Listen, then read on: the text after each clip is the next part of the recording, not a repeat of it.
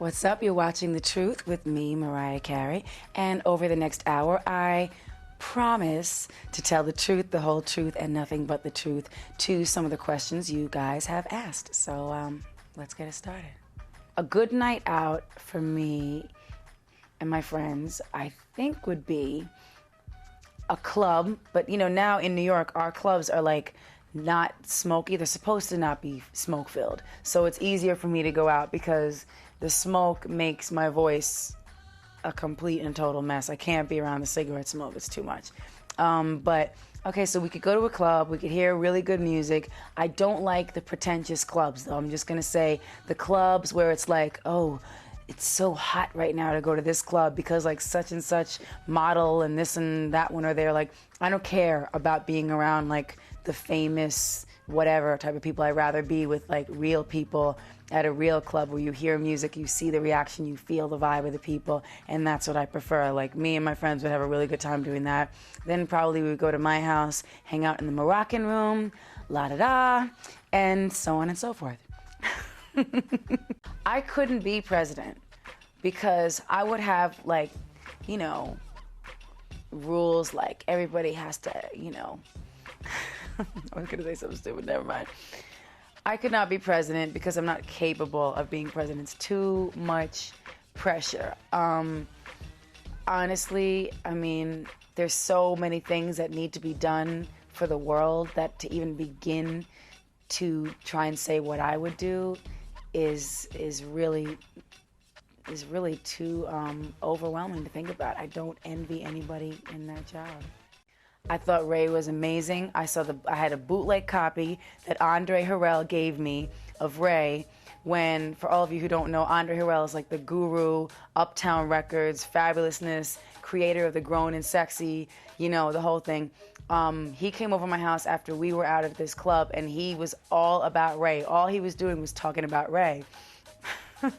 And then he's like, it's like literally like 4:30 in the morning, and he whips out the DVD. He's like, I got the bootleg DVD.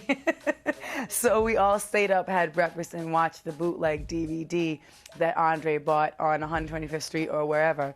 And it was amazing. I think Jamie Foxx was incredible in that movie. I mean, it was so incredible. Well, the first single is a song called It's Like That I did with Jermaine Dupri, who is one of my favorite people, and that's definitely the truth.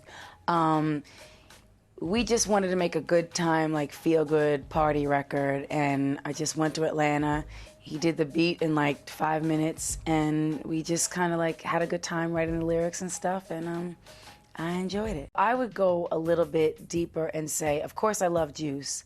Of course, I felt that Tupac's performance was amazing, and I'm a very big Tupac fan. But I'm also a real fan of, and I know it's not a hip-hop movie, but The Color Purple, I think is an amazing film, and anybody who didn't see it needs to see it because it really is, it's important for us to see that movie. I love Will Smith. I've known Will Smith since before I was famous. He met me when I was a backup singer. He was always really cool to me. Charlie Mack, who's like his right-hand man. Shout out to Charlie. You know, everybody he's around is really cool. Jada's a really sweet person. So I would just say that, you know, overall, I would just say he's great and we love him. I do love watching his movies, though.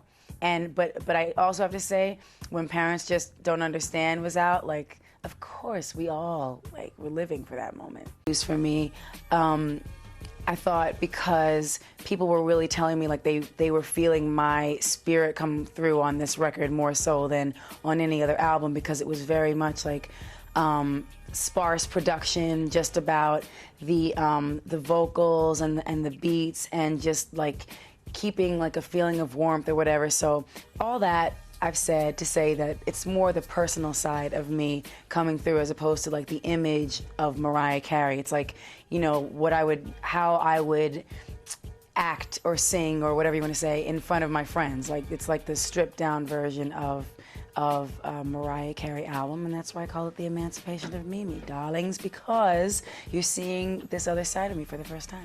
I think education is extremely important. and I really look up to the people who can go through with the entire process. I myself am quite uneducated. So I just went to the school of life, and I'm still in it.